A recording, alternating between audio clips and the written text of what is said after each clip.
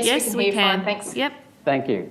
Could you please confirm that Services Australia is developing an Australian vaccine passport? Or if it's not, then who is, please? Who's got authority over it?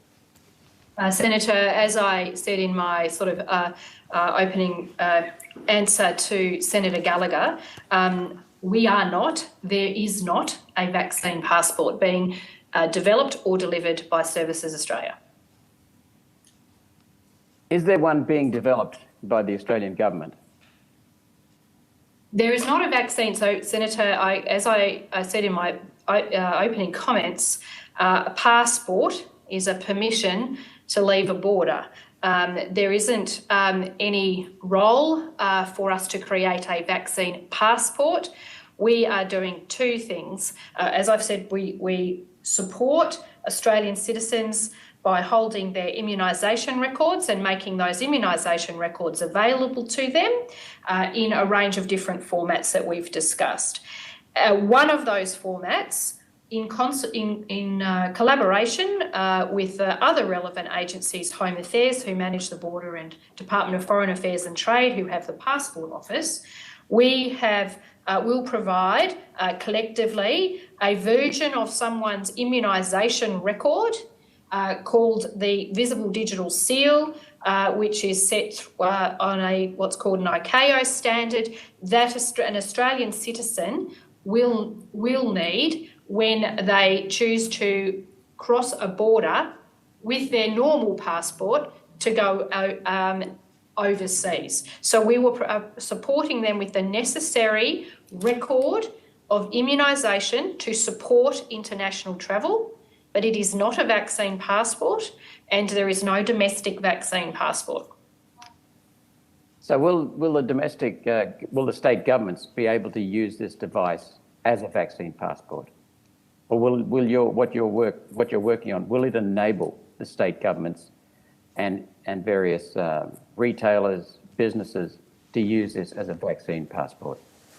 So, as Mr. McCarty has described, we are enabling citizens to consent to provide their immunisation record to a state for integration in the check-in app, and how that check-in app is used and what is required for citizens in certain states is set by the state against their health orders. So other than enabling a citizen to consent to take their immunisation record and make it available to a state check-in app, that is all that we are doing.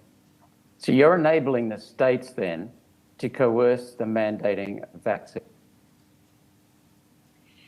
Because the states are in fact coercing the citizens right now. Senator, we are assisting an Australian citizen to consent to move their immunisation record to a state-based app if they choose to, and the state is setting those public health orders, as is the legal arrangements for the state. I can't comment any further. So you're aware then of the federal constitution, the Australian constitution, that says we cannot, at a federal level, mandate medications, and that includes vaccines. You're aware of that requirement? Senator, I think the vaccine is voluntary. No one is required to have a vaccine. When someone has a choice between feeding their kids as a result of keeping in work, and getting a vaccination, or not feeding their kids because they refuse a vaccination, that is coercion, that is mass vaccination. Senator Roberts, have you got a question there? Yes, yes. Is the federal government and is Services Australia aware of Section 51 of the Constitution, Clause 23, capital A, that the Australian Constitution does not provide and actually prevents the Australian government from enabling compulsory medication to be applied? Senator Roberts, I think Ms Skinner answered that question earlier. Perhaps not to your satisfaction, Senator Roberts, but she did address an answer to that direct question. Yes, I'm reminded, Chair, of the stealing of farmers' property rights back in 1996 by going around the Constitution and going directly to the states, and the states being bribed to do that by a Liberal National Party government in 1996 through to 1998, through to 2017. This looks the same. Under whose direction or instruction is this software being developed? Is it the Cabinet? Is it the Prime Minister? Is it the Health Minister?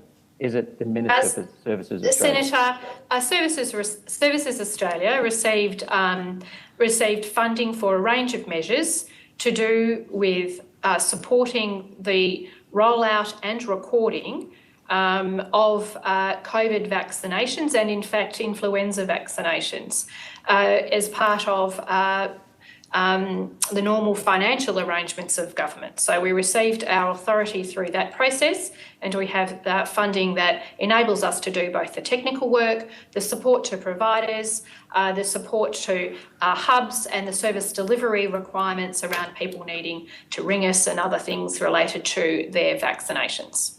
Could you please explain again where the source of the Commonwealth funds and the authority to be spent on development of this measure that is going to be used effectively by the states as a vaccine passport? Senator, I'm just getting the actual budget measure. Mr. Howard is looking through his folder. Here we go.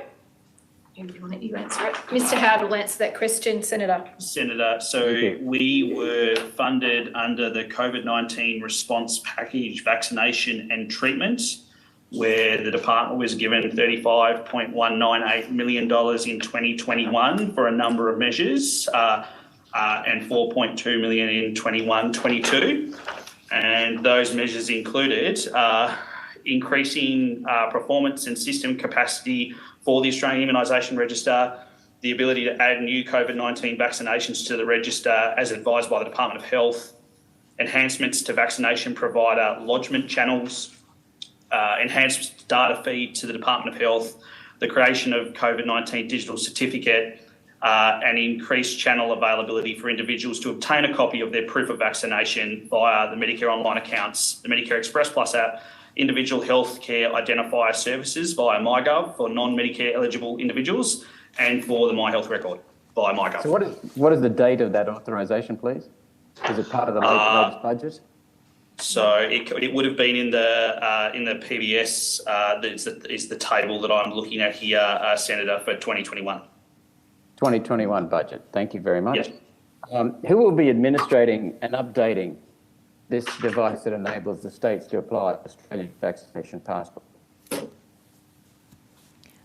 I think, Senator, we've explained there is no vaccination passport, there's no device. I understand that. I understand that quite clearly from you. That's your perception. But it'll be used by the states and by some employers as a way of mandating vaccinations. Who will be administrating and updating this tool? Well, we manage the Australian Immunisation Register. So if, for example, additional vaccines were added, we would be doing that if Australian citizens had those. So we've recently, for example, added the Moderna vaccination. That means that the Medicare Express Plus app will issue a certificate for you now if you've had a Moderna vaccination, either two or a combination of Moderna and something else. So we maintain all of the business infrastructure and the security and support for the immunisation register. The states and territories, as you would understand, they maintain their management of those check-in apps. Thank you. If the vaccination that's going on in this country is being mandated by the states, despite the Prime Minister himself saying that it would be pushed by the federal government a month or so ago, if the vaccination is being mandated by the states, how do you or any other Australian government body have the authority to develop, maintain and distribute this private data for that purpose by the states? Senator, I think I've explained a few times now, the citizen consent on the citizen to use their data for whatever purpose that they see fit. It is their data. We allow them to consent to move that digitally. Thank you. Chair, I just want to put on record that the I'm very concerned that the vaccine passport, as it's called, is going to be used by the state governments to coerce people into vaccination. And it actually withholds services from taxpayers and isn't the... Okay, thank you, Senator Roberts. We don't really use the committee as a platform for speeches. You have plenty of available avenues to do that kind of thing, and I think we've picked up your views on how this information is going to be used. Can I